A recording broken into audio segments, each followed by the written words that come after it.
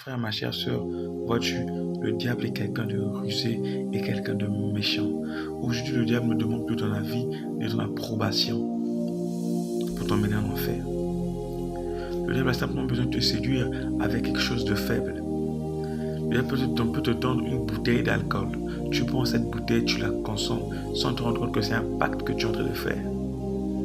Le diable peut utiliser son adepte, un adepte qui porte une chair comme toi, qui a 2 yeux, une bouche, 2 narines comme toi, un adepte qui est ton meilleur ami, avec qui tu marches tous les jours. Le diable peut l'utiliser pour te prendre et t'emmener en enfer et te rendre malade, malade, malade et malade.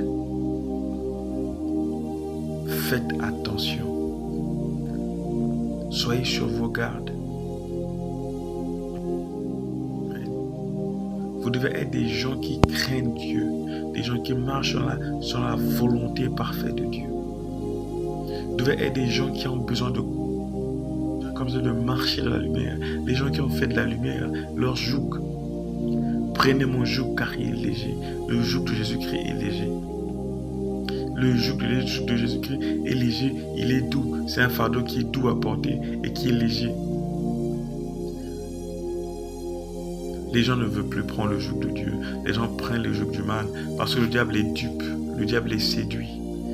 Le diable te voit à l'alcool. J'avais dit lorsque vous voyez quelqu'un, lorsque je dis justement lorsque tu vois quelqu'un qui aime l'alcool, c'est qu'il est sous le fait du diable. Il est sous l'emprise même de Satan. Il est sous l'emprise d'un esprit démoniaque. Il y a même des enfants de Dieu qui sont nés de nouveau, qui cherchent Dieu, que Dieu aime, mais qui ont tendance à repartir dans ces choses. Satan ne peut pas être tiède, avoir un pied dedans et un pied dehors. Le diable utilise aussi la convoitise, la séduction, la convoitise. Tes yeux vont voir les choses. Tu vas voir l'argent, le millier de dollars que l'autre est en train de compter. Tu es en train de voir la belle voiture que l'autre a. Tu dis, moi je vais devenir aussi comme ça. Mais ce monsieur qui a ses voitures, qui a ces choses-là, tu ne sais pas comment il les a eues. Tu ne sais pas quelle pratique il fait la nuit pour avoir ces choses. Tu ne sais pas qui il a sacrifié, qu'est-ce qu'il a donné pour avoir cette maison, pour avoir combien il est en train de vivre. Mais toi, tu es en train de convoiter ces choses. Quelqu'un peut te faire du mal et tu dis que voilà, moi je vais aller faire un gris-gris pour l'envoûter de telle sorte que je remette le mal par le mal. D'autres même disent que c'est l'Ancien Testament qui vivra par l'épée, qui vivra par l'épée, mourra par l'épée. Eux pour eux, don pour don, voilà, c'est ça. Eux pour eux, don pour don. C'est l'Ancien Testament. Eux pour eux, don pour don. Les gens sont prêts à réciter des phrases dures et difficiles. Les gens sont prêts à réciter ces phrases dures et difficiles. Vous êtes prêts à réciter ces phrases dures et difficiles pour faire du mal à votre prochain, pour tuer, éliminer, jeter des mauvais sorts, pratiquer la sorcellerie indirectement. Et quand on finit, on dit c'est pas moi, je suis allé chez le féticheur, chez le marabout, il m'a donné, j'ai fait. Ce n'est pas moi, mais c'est le marabout qui a fait. Tu as pactisé avec le démon que tu as envoyé en mission.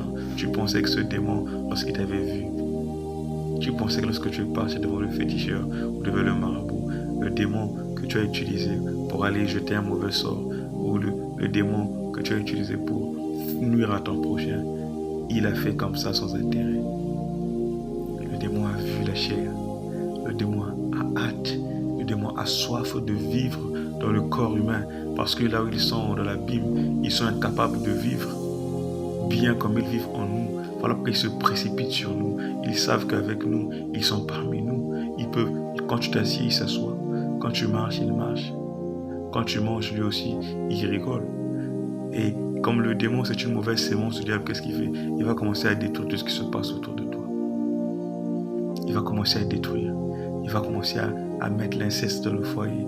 Il va commencer à diviser les foyers, diviser les familles. Les gens vont commencer à te repudier et dire que mais toi tu as maintenant un mauvais comportement.